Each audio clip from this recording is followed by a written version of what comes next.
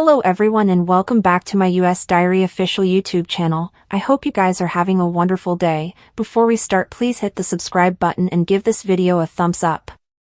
Taylor Hayes may catch Ridge Forrester cheating with Brooke Logan. Will these spouses surrender with painful results?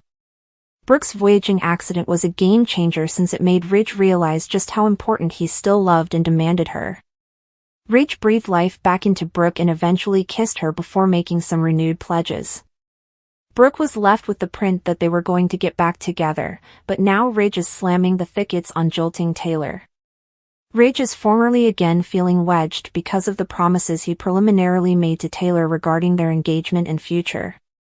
Considering Taylor's broken heart pattern and everything she went through to manage with losing Ridge ahead, it's easy to see why he's upset about causing further pain. Ridge is always great about defying temptation when Brooke is involved.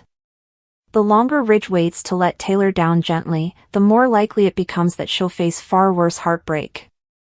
Brooke will continue to put pressure on Ridge and leave him feeling shamefaced about what he's putting her through, too.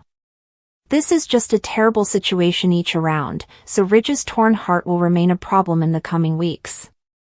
There's just no path forward that'll allow Ridge to avoid causing anguish. At some point, the temptation may be too important for Ridge to bear when it comes to Brooke and their ever connection. Ridge may surrender to what he's feeling and cheat with Brooke ahead of his marriage to Taylor.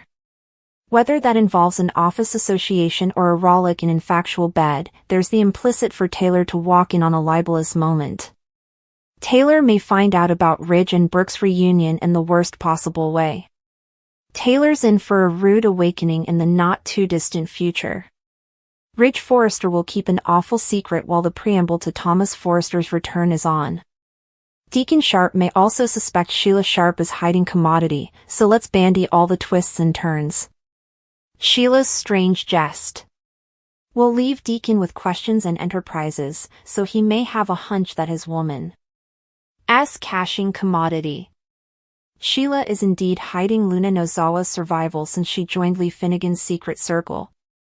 Unfortunately, Luna's preoccupation with Will Spencer will drive her to make some reckless moves again. We'll see Luna conceal her identity using a toupee and spectacles so that she can attend the forthcoming bash at Il Giardino. By the time Lee realizes Luna's missing and calls Sheila, their granddaughter may formerly be living it up at the party. Luna will ultimately put a mask on, so that'll give her another way to hide who she really is.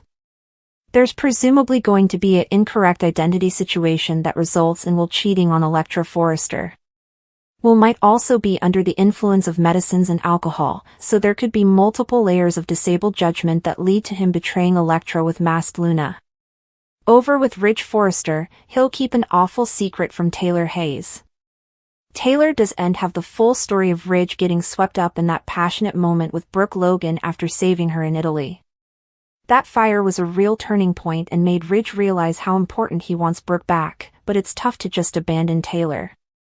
Ridge will hide the fact that he's substantially with Taylor out of obligation and will conceal how important he wants this Brooke reunion. Ridge's deception will continue. He'll still be lying to Taylor as their marriage gets near. Rather of just being honest and freeing Taylor, Ridge will shove down his real passions and make all this indeed worse when the verity inescapably comes out anyway. As for Brooke, it'll be hard for her to know Ridge authentically wants her and watch him continue to choose Taylor, at least for now. Hope Logan and Carter Walton will concentrate on their own marriage plans, but their future could be in jeopardy for multiple reasons. Daphne Rose is giving up on Carter, but Liam Spencer's bond with Hope could be a problem as well.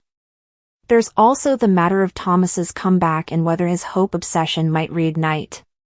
Whatever the case, Thomas's on-screen return is coming up in early September, so we'll see if it happens during the week of September 1st to 5th or soon after. The preamble is on when it comes to Thomas's homecoming and what he'll be over to when he arrives back in Los Angeles. Thomas will no doubt give his favored bones. Updates on all the rearmost news in his life. Will Thomas be single after a Paris-Buckingham split? Could that leave Thomas hopeful about winning Hope back? You can go. Thomas will be defensive of Taylor and Ridge's future together. Thomas isn't going to like it one bit when he realizes Brooke is pushing Ridge to blend back in her direction. Ridge and Brooke will indeed reunite down the road, but there'll be further Taylor-related drama to play out in the meantime. Luna Nozawa will play bartender and get Will Spencer drunk. Luna will also murmur to herself about it being Will's lucky night, so she'll put a shocking plan in stir. At Lee Finnegan's place, she'll stopgap she can trust Luna to be left alone for the evening. Luna will act like she's just going to watch a movie, but she'll rummage around for a disguise and sneak out formerly Lee's gone. Luna will pose as an Il Giardino hand while wearing a livery, spectacles and a toupee. It won't be long until Luna's playing bartender at Will's creation party, which will include dancing and some masks that Zend Forrester encourages all the guests to put on. Another server will advise Luna to get relief of some 180 evidence booze that's odorless and tasteless. It should be outlawed according to this server, so he wouldn't want anyone mistaking it for vodka. That's exactly what Luna will use in Will's vodka tonics when he orders them. Luna will snappily start getting Will drunk, so he'll loosen up and talk about how much he wants Electra Forrester. As for Luna, she'll smile hard and murmur to herself about it being Will's lucky night. It's clear that Luna's setting the stage for another round of drama, so stay tuned for updates on her coming move. Lee will return home to find that Luna is missing. That'll shoot Lee into fear mode, so she'll make a frantic call to Sheila Sharp and declare that Luna's gone. Sheila and Lee will have quite an extremity on their hands thanks to Luna's decision to make further trouble. Zend Forrester Dominguez had a mask idea while Will Spencer downed rounded drinks. Lee Finnegan also faced some Luna Nozawa horror, so then's how all Tuesday's B&B action played out. At Lee's place, she told Luna that she had to go out for the evening. Although Lee didn't like leaving Luna on her own, Luna claimed she'd just watch a movie or commodity.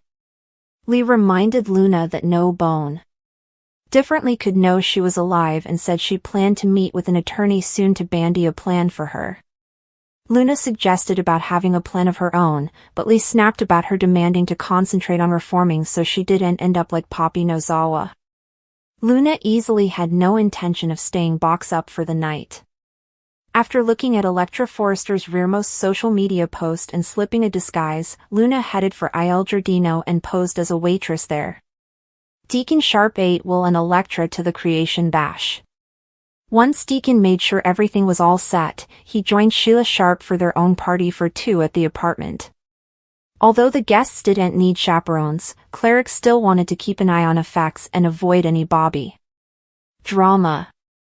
Sheila refocused out that Bill Spencer could make any trouble go down, but Deacon argued that didn't work out so well with Luna. Cleric couldn't help but suppose about Luna's former externship and how she might have been promoted by now if she'd stayed on a better path. According to Deacon, Luna might have been down there celebrating with Will if that were the case. Sheila conceded that Luna would have liked that and wished she'd known Luna sooner so she could have helped her. Back at Lee's place, she came home earlier than anticipated and hoped to watch Luna's movie with her. Rather, Lee freaked out after seeing that Luna had dissolved. Sheila was alone and painting the many toenails she has left when Lee called her with disturbing updates. Lee wondered if Luna was with Sheila, so Sheila was confused until Lee admitted Luna was missing. At the party, Lainey flirted with Will and played up how great his creation was, so Electra sounded a bit jealous. Still, Will assured Electra that she was the only woman he was interested in. Zen set up some masks left over from another festivity and suggested they could wear them. Will didn't suppose Cleric would mind, so everyone started digging into the box and picking out masks to wear. Luna slipped under the radar while wearing a toupee and spectacles. Since Luna also had an Il Giardino livery on, a bartender assumed she was employed there and had her cover for him at one point. That bartender also noted that a particular bottle of booze was 180 evidence, odorless and tasteless, so he suggested they should and indeed have it. Luna gave it a whiff and verified she couldn't smell anything. Since the bartender didn't want anybody mistaking the bottle for vodka, he instructed Luna to take it down from the bar. Luna used the 180 evidence liquor in the vodka tonics that Will kept ordering, so he got tipsy fast and started warbling his words slightly.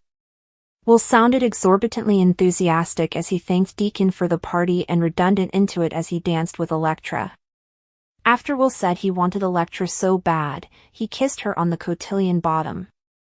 As for Luna, she flashed that familiar mischievous smile of hers and suggested about tonight being Will's lucky night.